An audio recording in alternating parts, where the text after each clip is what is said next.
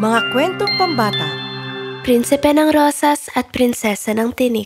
Bawat kaharian ay may kanya-kanyang kalakal. May mga nagpapakita ng mga ginto at iba naman na nagpapakita ng mga hukbo. Pero ang ilan, sila ay may kakaibang klase. Halimbawa ang tulip heart, isang bahaghari ng mga tulip. O ang solaria kung saan ang sunflower ay halos maka-high five sa langit. Ngunit mag-ingat ka sa iyong mga talulot dahil ang aming kwento ay tungkol sa mga scarlet crest, isang kaharian ng puno ng mga rosas. Rosas sa lahat ng dako, sa kanilang mga inumin, mga pastel, mga kanta, at sa kanilang mga romantikong galak. Dito, ang hangin ay lasang tiyaan ng rosas. Ang mga tao ay hindi lamang nagdadala ng rosas sa kanilang pananamit, kundi pati na rin sa kanilang mga puso. Sino ang nasa likod ng lahat ng ito? Si Prinsipe Florian. Ang mga hardin na ito, Florian, ay sobrang ganda ngayon. Salamat, Ama. Bigyan mo sila ng kaunting dagdag na kintab. Tingnan mo ang mga kumikinang natululot. Oh, mga rosas na Pompinella, sa aking lihim na hardin. Para sa iyo, Ina, palagi. Lumaki si Florian na napapaligiran ng pagmamahal ng kanyang mga magulang at ng paghanga ng kanyang mga alipin. Ngunit isang araw, siya ay nilapitan ng nakakabahalang balita. Prinsipe Florian, ang malalaking tinik ay sumasakop sa kagubatan. Baka sakaling masilayan na nila ang aming kaharian. Nasorpresa si Florian. Heto, huminga ka sa amoy na ito. Ito ay magpapakalma sa iyo. Parang gamot ang kalikasan. Mas mabuti na. Ngayon mabulaklak na. Si Florian ay nagbadali sa kagubatan. Wow! Hindi sila nagbibiro. Ang mga tinik na ito ay malalaki. Sa kanyang pagtatawid tanaw sa matinik na daan, si Florian ay biglang natagpuan. Hintayin mo lang ang mga naluma ng labi ng isang kastilyo. Ito'y tila isang silid ng trono? Tama ka! Sa akin ito. Oh, kumusta ka? Serafina. Prinsesa Serafina. At ikaw ay? Ako si Prinsipe Florian ng Scarlet Crest. Oo.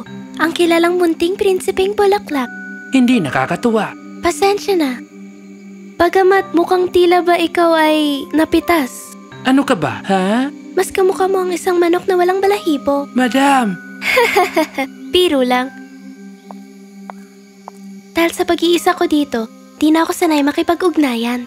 Bakit ka nag-iisa? Ang mga kastilo ay para sa mga prinsesa, hindi tulad nito. Ang aking matinik na aura ay kinakatakutan ng lahat. Ako'y itinaboy upang ingatan ang reputasyon ng pamilya. Mahirap yan. Naalala ni Florian ang pamilyang sumusuporta sa kanya.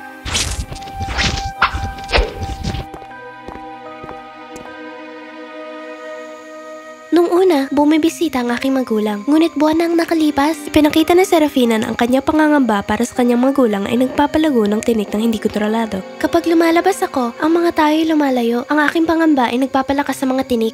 Ang aking kaharian ay nanganganib. Paano kung tulungan kita hanapin ang iyong mga magulang? Talaga? Oo, pagkasama kita, maaring kumalma ang mga tinik. Mali ang paghusga ko sa'yo, munting bulaklak. Sabi ko, walang palayaw. Ito'y simpleng pagmamahal sa mga bulaklak. Magpatuloy ka, kaibigan. Sa mas malinaw na landas, ngumiti si Florian. Binubuo muli ang nakakatuwang pangyayari ng araw. Grabe na araw.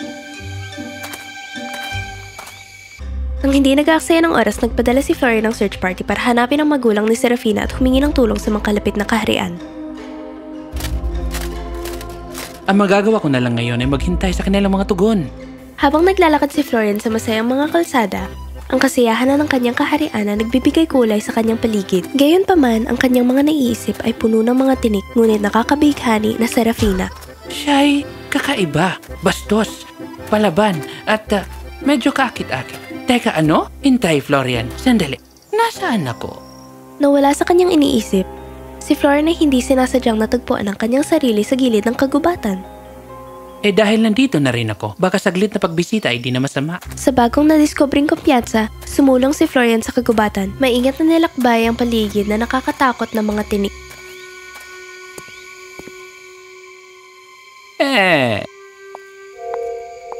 Oh, ikaw ulit, Ginoong Bulaklak? At kumusta ka, isang matinik? Namiss mo ba ang mga biro ko? Oh, sobra. Ang araw ko ay tila walang kulay kung wala sila. siya bumalik dito? Isang munting palabas para sa'yo. Sa isang marahang galaw, ginawa ni Florian na magliwanag ang nasirang kastilyo na malakas at kumikinang na mga rosas.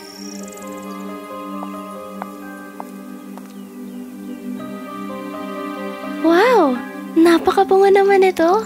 Espesyal ito sa aking kaharian. Ang pagpatubo sa kanila ay tumutulong sa mga tao at dalay kaligayahan. Nagkamali ako sa'yo. Akala ko gusto mo lang ng madali. Pero nagpupursige ka pala. Si Florian ay namula ng kaunti, parang ang kanyang mga rosas. Napansin kong wala silang mga tinik. Sinadya ko ito upang ipakita lamang ang kanilang kagandahan. Pero kung wala silang mga tinik, paano sila mananatiling ligtas? Masayang lugar yan. Hindi laging kailangan ng mga bantay. Dito, ang mga tinik ang nagpoprotekta sa akin sa mga nakakatakot na bagay. Pero sila rin ang dahilan ba't ka nag-iisa at malayo sa saya at mga kaibigan. Totoo, pero natagpuan mo ang daan para makapasok, di ba? Kahit na sila'y magkaiba, nagsimula magkaunawaan si Serafina at Florian. Ang mabuting puso ni Florian ay simulang magpainit ang magpaligaya kay Serafina. At ang kanyang matatag na loob ay nagpapatapang kay Florian. Sa kabila ng kanyang mga pagsusumikap, wala pa ring balita si Florian tungkol sa kaharian ni Serafina. Samantala, hinggil sa mga kalapit ng kaharian, Prinsipe, may problema. Wala pa tayong naririnig mula sa ating mga kaibigan, Solaria at si Tulipart. Kakaiba yan. Si Solaria at Tulipart ay mga kaibigan natin.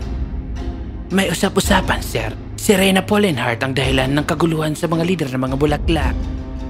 Hindi nga, siya ay pinakamabait na Reyna. ito si Reyna Pollenheart, ang namamahala sa Amber Flame, ang kaharian ng mga bubuyog. Bakit ka ba nagiging masungit?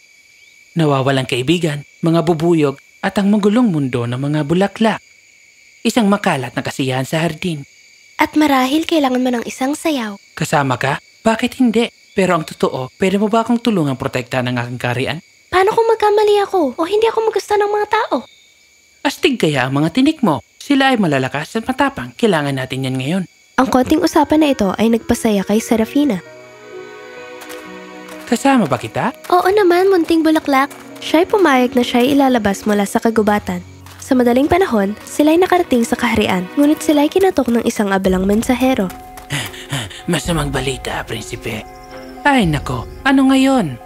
Nakatanggap ako ng balita mula sa kalapit na kaharian. Sila inatake ni Reyna Pollenheart at paparating na sila rito kasama ang hukbo ng mga bubuyog. Kinubkob ng takot si Florian sa pagkakita nito, si Serafina ay tumayo. Wala na tayong oras. Serafina! Huwag ka mag-alala, Florian. Kaya ko na to. Habang iniisip ni Serafina ang walang sawang kabutihan at tiwala ni Florian sa kanya, itinaas niya ang kanyang mahika sa paligid ng kaharian. Naglagay ng harang laban sa parating na hukbo ng bubuyog. Walang sino man ang masasaktan.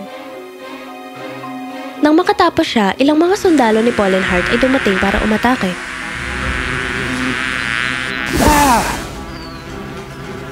Oh! Ay nako! Ha! Sa isang mabilis na galaw, hinuli ni Serafina ang mga bubuyog ng walang anumang gasgas.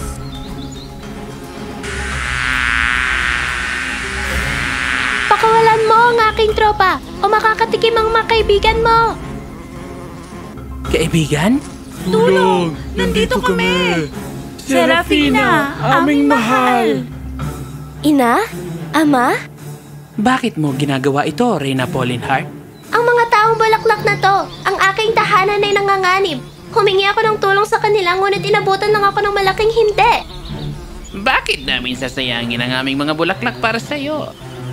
Oo, bakit kami makikinig sa hinihingi ng isang nilalang na may pakpak? Labis na ikinagulat ni Florian ang marinig ito. Paano mo nasabi yon? Dahil lang ba hindi siya bulaklak na maharlika? Kahit mga bulaklak, tayo ay magkakaiba at ang pagkakaiba ay siyang nagdadala ng napakaraming kagandahan. Florian! Sa tingin mo, Serafina? Oo, bukod dyan, kailangan ng mga maharlikang bulaklak si Reyna Pollenheart. Ang kanyang mga bubuyog ang tumutulong sa pagpollinate ng iyong mga hardin, kaya't lumalago ang mga bulaklak. Ama, naalala mo ba ang iyong mga honey cake munchies? Kung wala itong Reyna ng mga bubuyog? Ah, hala! wala nang masarap na almusal. Oops, mukhang nagkamali ang mga hari at reyna ng mga bulaklak. Agad silang humingi ng paumanhin. Sige, sige. Tinatanggap ko ang paumanhin. Umalis na kayo. Inilabas ni Pollenheart ang maharlikang bilanggo at pinakawala ni Serafina ang mga sundalong bubuyog. At bigla na lang nawala ang malaking pader ng mga tinik. Si Florian, palaging magalang na tagapag-anyaya, ay nag-welcome sa lahat ng kanyang magarang palasyo.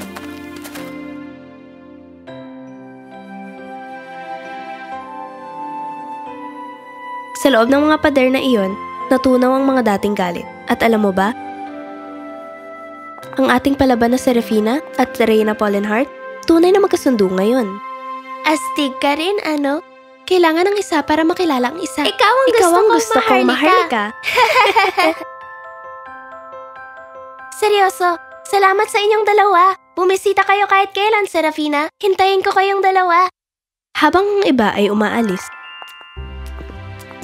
napansin ni Serafina ang kanyang mga magulang na tila naliligaw. Lumapit siya. Mahal, kami ay nagkamali. Salamat. Ikaw ang aming perpektong munting hiyas. Handa ka na bang bumalik? Sa pamamagitan ng isang tango at ngiti, pumayag si Serafina. Ngunit bago siya umalis, may isa pa siyang taong gustong pasalamatan. Ikaw nagsimula lahat, Florian. Hindi, ikaw ang bida. Mag-ingat ka, prinsesa ng tinik. Paalam, prinsipe ng mga bulaklak. At umalis na siya. Pero talaga bang katapusan na? Hindi, no? Mula sa maaraw na picnic hanggang sa pakikipagsapalaran sa mga talon, sumaya ang dalawang ito hanggang sa isang gabi sa Ginto Beach. Gawin mo akong pinakamaswerteng bulaklak. Pakasalan mo ako? Oo naman. Isang kasal na kakaiba. Yay! Yay! Ang kwentong ito ay hindi tungkol sa mga kaharian o mga bubuyog. Ito ay tungkol sa mga pagdiriwang ng pagkakaiba, pagiging sariling bayan at higit sa lahat, pagtatanggap sa bawat bahagi ng ating sarili. Ang ating mga lakas at mga kahinaan. Dahil sa buhay, kung nais mo magkaroon ng mga bulaklak, kailangan mong tanggapin ang mga tinik.